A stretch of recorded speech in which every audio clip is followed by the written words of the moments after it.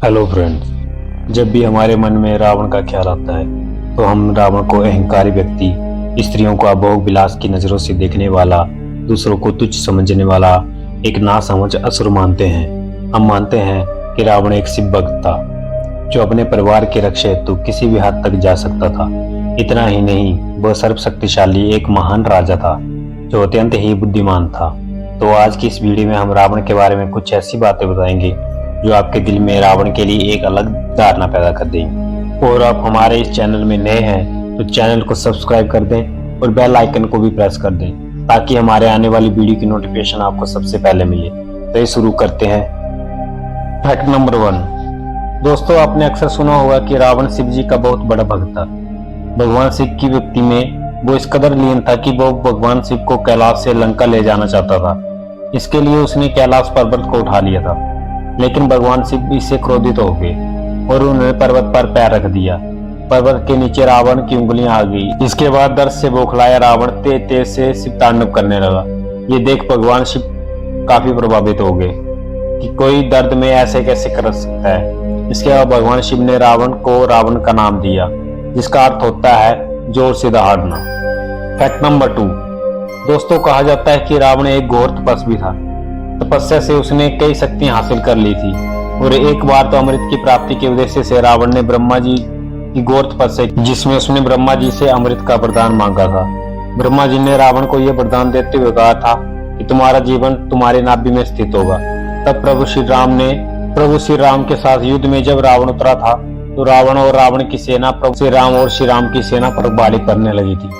तभी ऐसे में विभीषण ने राम को बताया था, जिस कारण रावण की मृत्यु संभव हो पाई। Fact number 3। दोस्तों, भगवान राम जानते थे कि रावण एक विद्वान है। तभी जब रावण के प्राण निकल रहे थे तब प्रभु श्री राम ने अपने छोटे भाई लक्ष्मण जी को रावण के पास ज्ञान लेने के लिए भेजा था। तब रावण ने लक्ष्मण को 3 बातें बताई थी। पहली, शुभ कार्य को जितना हो सके उतना जल्दी कर लेना चाहिए तथा अशुभ कार्य को जितना टाला जा सके उसे उतना टाल देना चाहिए। दूसरी बात, रावण ने लक्ष्मण को बोला था, शत्रु तथा रोग को कभी भी छोटा नहीं समझना चाहिए। छोटे से छोटा रोग भी प्राण के लिए घातक साबित हो सकता है तथा छोटे से छोटा शत्रु भी सर्वनाश कर सकता है। रावण ने श्री राम, लक्ष्मण और उनकी वानर सेना को तुच्छ समझा था। वही रावण की मृत्यु का कारण बनी।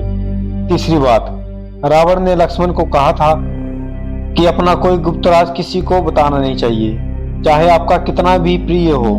अगर कोई अपना राज किसी के आगे प्रकट करता है तो वो उसके लिए मुसीबत बन सकता है। रावण ने भी अमृत कुंड का रहस्य विभीषण के आगे प्रकट कर दिया था। वही बाद में उसकी मृत्यु का कारण बना। Fact number 4। रावण का पिता एक ब्राह्मण था और उसकी माँ एक राक्षसनी थी। तभी रावण के पास ब्राह्मणों जैसा दिमाग था और राक्षसों से ऐसी शक्ति थी। वाल्मीकि रामायण के अनुसार रावण ऋषि सत्यमुनि का पोता था, अर्थात उनके पुत्र विशर्वा का पुत्र था। विशर्वा की द्रौपदी और केकसी नाम की 2 पत्नियां थी, जिसमें से केकसी ने अशुभ समय में गर्भ धारण किया था। इसी कारण उसे गर्भ से रावण और कुंभकर्ण जैसे क्रूर स्वभाव वाले भयंकर राक्षस उत्पन्न हुए थे। इस तरह रावण का जन्म हुआ, जिसका अंत श्री राम के हाथों हुआ। Fact number 5। दोस्तों, रावण एक बेहद ही बुद्धिमान और मायावी असुर था, जिसने अपनी बुद्धिमत्ता और बल से कई देवों को हराया। कहते हैं शनिदेव, इंद्रदेव तक को रावण ने अपना बंदी बना लिया था। और जो रावण की सोने की लंका थी वो भी उसने अपने बल और बुद्धिमत्ता से अपने सौतेले भाई कुबेर से हथियाई थी, जिसके बाद लंका के साम्राज्य को दक्षिण भारत के कुछ राज्यों तक काफी दूर तक फैला लिया था। आज के समय में रावण के साम्राज्य का हिसाब लगाया जाए तो इंडोनेशिया, मलेशिया, म्यांमार तक रावण के साम्राज्य फैला हुआ था। Fact number 6। दोस्तों, रावण के पास कई पुष्पक विमान थे जो उसने सौतेले भाई कुबेर से जंग में जीते थे। ये विमान ब्रह्मा जी ने कुबेर को दिए थे। इन पुष्पक विमान की खासियत ये थी कि ये अग्नि वायु के समान वायु से चलते थे। इन विमानों की गति इतनी तीव्र होती थी जिन्हें दिशा अनुसार किसी भी दिशा में ले जाया जा सकता था। अवसर अनुसार छोटा बड़ा भी किया जा सकता था। श्रीलंकन पुरातत्व विभाग के अनुसार रावण के पास 4 हवाई अड्डे थे।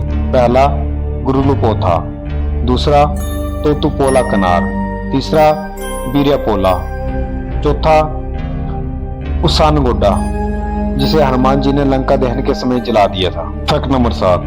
दोस्तों, कहते हैं रावण के समय श्रीलंका की प्रजा काफी खुशहाल रही थी। यही कारण है श्रीलंका में रहने वाले लोग आज भी रावण को पूजते हैं। भारत में भी कई ऐसी जगह है जहां रावण को जलाया नहीं बल्कि पूजा जाता है। Fact number 8। दोस्तों, रावण को कई व्यासों का ज्ञान था, जिसकी वजह से रावण ने कई बड़े बड़े पुराने ग्रंथ खुद लिखे हैं और आज के समय में लाल किताब से विवादित किताब माना जाता है। इस किताब को आज के बाबा लोग जादू टोना करने में इस्तेमाल करते हैं तथा कई बाबा इससे इंसान की कुंडली भी बना देते हैं।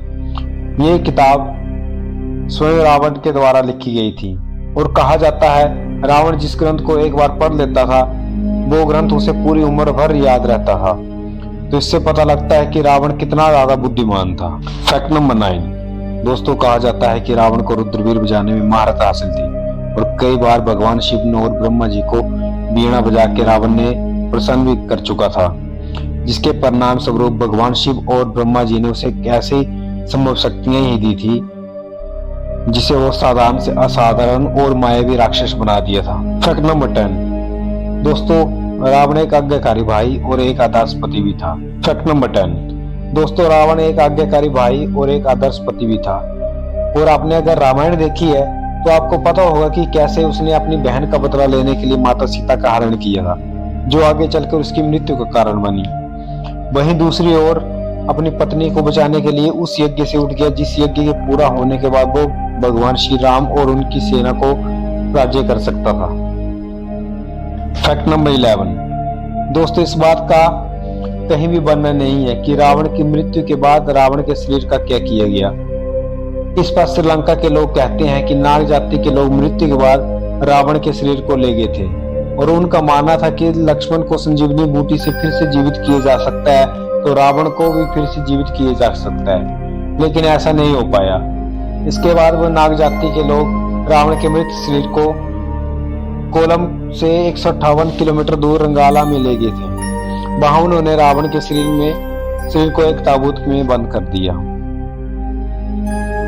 रावण गलत था, इसमें कोई दो राय नहीं, लेकिन इस वीडियो को देखने के बाद अगर आपकी धारणा बदली हो तो इस वीडियो को जरूर लाइक कर देना, चैनल को सब्सक्राइब करें और बेल आइकन को ऑन कर देना। मिलते हैं ऐसी ही दिलचस्प एक और वीडियो लेके। कमेंट में जय श्री राम जरूर लिखें। धन्यवाद।